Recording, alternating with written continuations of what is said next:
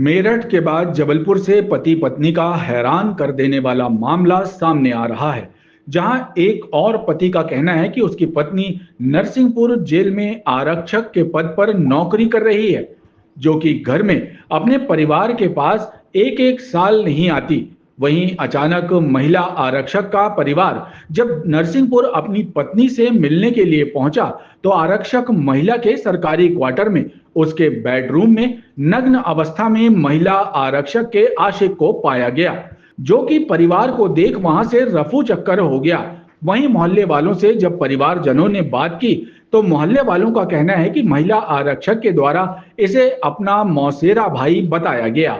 इस घटना के बाद से महिला आरक्षक के द्वारा अपने पति, बेटे और बेटी को लगातार जान से मारने की धमकी दी जा रही है, जिसकी शिकायत पीड़ित परिवार द्वारा नरसिंहपुर जोन पुलिस अधीक्षक, जबलपुर पुलिस अधीक्षक, आईजी ऑफिस, डीआईजी ऑफिस, गृह मंत्रालय में भी महिला के कारनामों की शिकायत की जा चुकी है, पर किसी भी तरह की सुनवाई ना होने पर पीड़ित परिवार न्याय की गुहार लगा रहा है।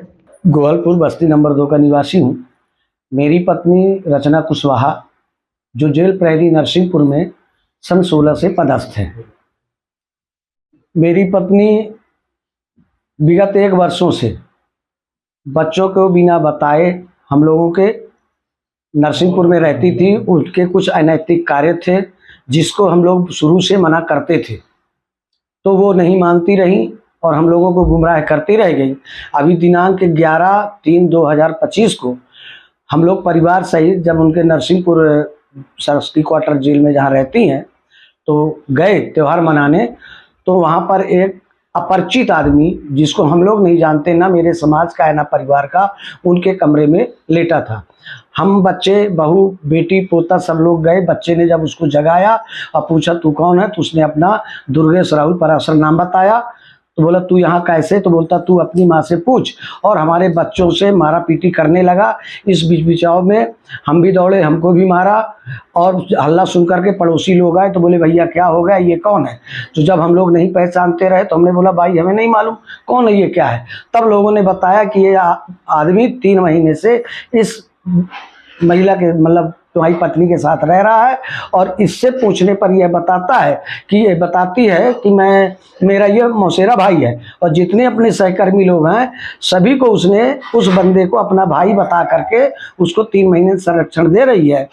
और मैं थाने गया, जब मारपीट हुई उसकी रिपोर्ट लिखाने, तो रचना कुशवाहा ड्यूटी पे रही, उनको मैंने बुलवाया, तो हमें और बेटे को एक एक झापड़ मारी। इसके बावजूद भी हम लोग थाने गए, तो थाने में, नरसिंहपुर थाने में रिपोर्ट मेरी नहीं लिखी गई। वो बोले ये तुम्हारे घर का मामला है।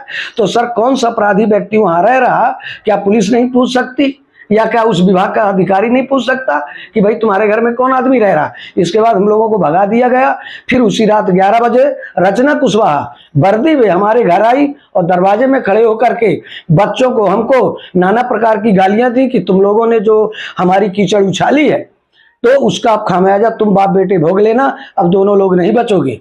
इस डर के मारे मैं गोहलपुर थाने रिपोर्ट लिखाने गया, तो वहां रिपोर्ट नहीं लिखी गई। 24 तारीख को 4 लड़के रात में आए थे और यहाँ रोड से निकल रहे थे कि इसने मैडम को बदनाम किया है, माँ की गाली दे करके, और इसकी हत्या करना है। मेरी बच्ची पोर्च पर बच्चे को लेके घूम रही थी, डर के मारे कि मेरे पापा के ऊपर कोई हमला ना हो जाए, तो उसने मुझे नहीं बताया। दूसरे दिन जब उसने मुझे बताया और मैं थाने गया, तो गोहलपुर थाने में भी मेरी रिपोर्ट नहीं लिखी गई। उनने भी यही बोल दिया कि तुम्हारा पति पत्नी का झगड़ा है, कोर्ट से निपटो।